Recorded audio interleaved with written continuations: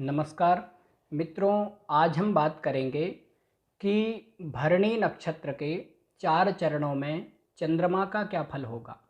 मित्रों, यदि आपकी जन्म कुंडली में चंद्रमा भरणी नक्षत्र में बैठे हैं तो क्या फल होगा, आइए हम जान लेते हैं। मित्रों, यदि जन्म कुंडली में चंद्रमा भरणी नक्षत्र के प्रथम चरण में बैठे हों तो ऐसा व्यक्ति धनवान होता है और ऐसे लोग बहुत सारे गाड़ी वाहनों से युक्त होते हैं, यानी कि इनके पास में बहुत सारी गाड़ियां यानी कि वाहन होते हैं। ये लोग अपने परिवार में, कुटुंब में आदरणीय, सम्मानित होते हैं, यानी कि परिवार के लोग इनकी बातों को मानते हैं। ये लोग सारे सुख साधनों से संपन्न होते हैं, यानी कि इनके पास में सुख के सारे साधन मौजूद होते हैं। ये लोग शौकीन मिजाज के होते हैं और आज के विषय में सोचने वाले होते हैं, यानी कि भविष्य की चिंता नहीं करते या फिर भविष्य के लिए बहुत सारा धन इकट्ठा करके भी नहीं रखते। ये लोग केवल आज का सोचते हैं, वर्तमान में जीने वाले होते हैं। ये लोग विलासी प्रवृत्ति के होते हैं, अति कामुक प्रवृत्ति के होते हैं, लेकिन ये लोग थोड़े त्यागी स्वभाव के भी होते हैं, यानी कि कई बार अचानक से ये लोग कुछ चीज़ों का त्याग भी कर देते हैं। ये लोग मनमौजी स्वभाव के होते हैं, मूडी स्वभाव के होते हैं। कभी इनका मन करे तो ये बहुत ज़्यादा धन कमाने लग जाते हैं, कभी इनका मन करे तो ये सब चीज़ें छोड़ने लग जाते हैं। तो कभी त्यागी कभी भोगी, इस तरह से इनका चलता रहता है। ये लोग शासन प्रशासन में अच्छा संपर्क रखने वाले होते हैं, यानी कि शासन प्रशासन में अथवा समाज के बड़े लोगों से संपर्क बना करके रखने वाले होते हैं। ये लोग अधैर्यशाली होते हैं, यानी कि जल्दबाज प्रवृत्ति के होते हैं। कोई भी काम है तो इनको लगता है कि अभी तुरंत हो जाए, आज ही कर डालें। जल्दबाज प्रवृत्ति के होते हैं और कभी कभी जल्दबाजी में गलत निर्णय लेकर के अपना ही नुकसान कर लेते हैं। कई बार ये लोग जल्दबाजी में पैसे का गलत निवेश करके अपना सारा धन बर्बाद भी कर देते हैं, यानी कि जल्दबाजी में बिना सोचे समझे ऐसी जगह पर पैसे का इन्वेस्ट कर देते हैं जहां पर इनको बाद में बड़ा नुकसान होता है। मित्रों, यदि जन्म कुंडली में चंद्रमा भरणी नक्षत्र के दूसरे चरण में बैठे हों तो ऐसा व्यक्ति सुंदर और हंसमुख स्वभाव का प्रसन्न चित्त होगा। ऐसे लोग समाज में सम्मानित होते हैं, गरिमा युक्त होते हैं और ये लोग जहाँ भी रहते हैं वहाँ पर इनके आसपास के लोग इनका सम्मान करने वाले होते हैं। ये लोग अच्छे मित्रों वाले होते हैं, यानी कि इनके दोस्त, इनके फ्रेंड बहुत अच्छे होते हैं और ये लोग अपने मित्रों पर, अपने दोस्तों पर या अपने रिश्तेदारों पर, सगे संबंधियों पर विश्वास रखने वाले होते हैं, उनके प्रति निष्ठा रखने वाले होते हैं और उनके प्रति प्रेम भी रखने वाले होते हैं।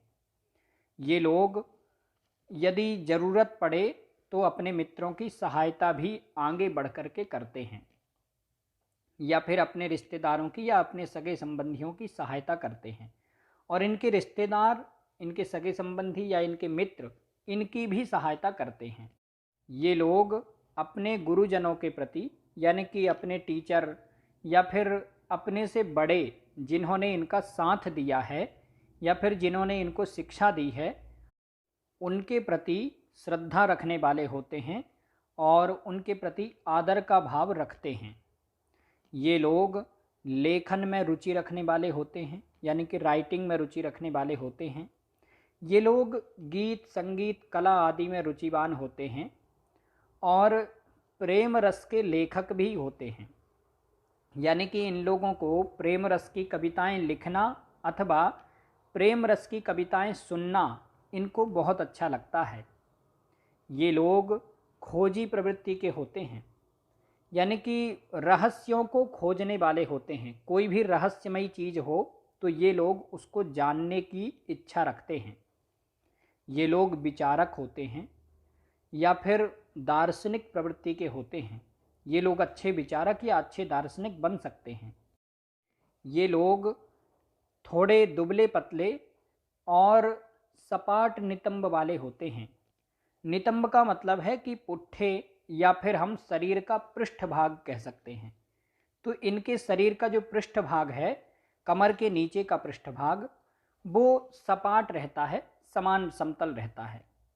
ये लोग व्यापारिक बुद्धि वाले होते हैं और व्यापार में सफलता भी प्राप्त करते हैं। यदि ये लोग नौकरी आदि करें तो उसमें भी अच्छी सफलता प्राप्त करते हैं और तरक्की करते हैं। ये लोग धार्मिक स्वभाव के होते हैं, लेकिन थोड़े लोभी प्रवृत्ति के भी होते हैं, थोड़े लालची प्रवृत्ति के होते हैं। लेकिन ये लोग विद्वान होते हैं और कल्पनाशील प्रवृत्ति के होते हैं। ये लोग बहुत सारे विचारों को सोचने वाले होते हैं, कवि हृदय के होते हैं, भावुक हृदय के होते हैं। ये लोग थोड़े जल्दबाज प्रवृत्ति के और विलासी प्रवृत्ति के भी होते हैं। कई बार जल्दबाजी में गलत निर्णय लेकर के अपना नुकसान भी करते हैं। और ये लोग धनवान होते हैं, इनको धन की कमी नहीं होती है। मित्रों, यदि जन्म कुंडली में चंद्रमा भरणी नक्षत्र के तीसरे चरण में बैठे हों तो ऐसा व्यक्ति सुंदर, रूपवान, यानी कि मोहक और आकर्षक व्यक्तित्व वाला होता है। ऐसे लोग धनवान भी होते हैं, ऐश्वर्यवान होते हैं, इनके पास में धन की कमी नहीं होती है। ये लोग सारे सुख साधनों से परिपूर्ण होते हैं, यानी कि इनके पास में सारे सुख के साधन मौजूद होते हैं। ये लोग भोग विलास प्रिय, यानी कि अति कामुक प्रवृत्ति के होते हैं और वैभव युक्त होते हैं। ये लोग अल्पाहारी होते हैं। अल्पाहारी का मतलब है कि कम भोजन करने वाले और स्वादिष्ट भोजन करने वाले होते हैं। ये लोग पुत्रवान होते हैं, संतानवान होते हैं, यानी कि इनको अपनी संतान से सुख मिलता है। ये लोग धार्मिक प्रवृत्ति के होते हैं और व्यापार में सफलता प्राप्त करने वाले होते हैं। इनको अपने व्यापार में, व्यवसाय में अच्छी सफलता प्राप्त होती है। ये लोग विपरीत लिंगी के सुख से सुखी रहते हैं। विपरीत लिंगी का मतलब है कि यदि स्त्री हो तो उसको पुरुषों का सुख अच्छी मात्रा में मिलेगा, और यदि पुरुष हो तो उसको स्त्रियों का सुख अच्छी मात्रा में मिलेगा। कई बार इन लोगों के 2 विवाह भी होते हैं, यानी कि 2 शादियां होती हैं, अथवा इन लोगों के शारीरिक संबंध 1 से ज़्यादा लोगों से बनते हैं।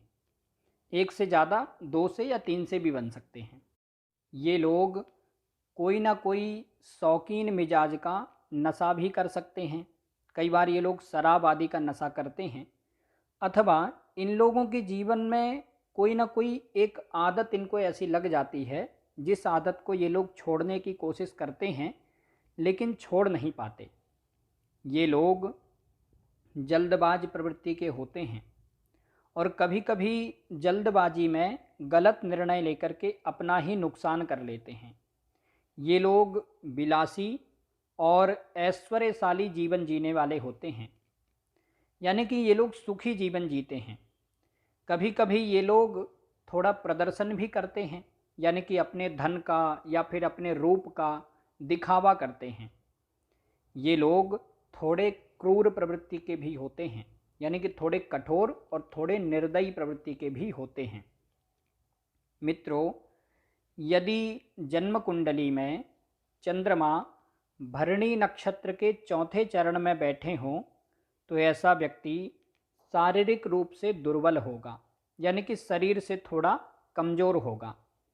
ऐसे व्यक्ति अति कामुक प्रवृत्ति के भी होते हैं। कई बार ये लोग बहुत ज़्यादा हस्तमैथुन भी करते हैं। ये लोग विपरीत लिंगियों के प्रति आसक्त रहने वाले होते हैं। विपरीत लिंगी का मतलब है कि यदि स्त्री हो तो वह पुरुषों के प्रति आसक्त रहेगी, यदि पुरुष हो तो वह स्त्रियों के प्रति आसक्त होगा। इन लोगों को प्रेम संबंधों में असफलता हाथ लगती है। प्रेम में या तो ये असफल होते हैं अथवा ये लोग प्रेम के कारण ही परेशान रहते हैं, यानी कि प्रेम संबंधों के कारण इनको मानसिक परेशानी होती है, यानी कि किसी भी प्रकार से इनको अपने प्रेम संबंधों का सुख नहीं मिल पाता है। ये लोग सुरा सुंदरी में रत रहते हैं, यानी कि कोई ना कोई शौकीन मिजाज का नशा करने वाले होते हैं। कई बार ये लोग शराब आदि का नशा करते हैं, अथवा इनके जीवन में कोई ना कोई एक आदत होती है जिसे ये लोग छोड़ना चाहते हैं लेकिन छोड़ नहीं पाते। और ये लोग अति कामुक प्रवृत्ति के भी होते हैं। इन लोगों को स्वास्थ्य संबंधी समस्याएं भी होती हैं। ये लोग कोई ना कोई रोग से भी ग्रस्त रहते हैं, कोई ना कोई बीमारी इनको हमेशा बनी रहती है और उस बीमारी के कारण इनको परेशानी भी होती है। इन लोगों को अपने भाग्य का साथ भी ज़्यादा नहीं मिल पाता है। ये लोग जल्दबाज प्रवृत्ति के होते हैं, उत्तेजित प्रवृत्ति के होते हैं। कई बार ये लोग जल्दबाजी में गलत निर्णय लेकर के अपना ही नुकसान कर लेते हैं। जल्दबाजी में बिना सोचे समझे कोई ऐसा डिसीजन लेते हैं, कोई ऐसा निर्णय लेते हैं कि जिससे इनको ही नुकसान होता है। ये लोग भोग विलास प्रिय और महत्वाकांक्षी होते हैं, यानी कि अति सुख की चाह रखने वाले होते हैं। ये लोग खर्चीले स्वभाव के होते हैं और धन खर्च करने में थोड़े लापरवाह होते हैं, यानी कि पैसा खर्च करते समय ये नहीं सोचते हैं कि हमें कल के लिए भी कुछ बचा करके रखना है। इन लोगों के पास में यदि एक बार पैसा आ जाए तो फिर ये उस पैसे को पूरा ही खर्च कर देते हैं। खर्च करने में थोड़े लापरवाह होते हैं।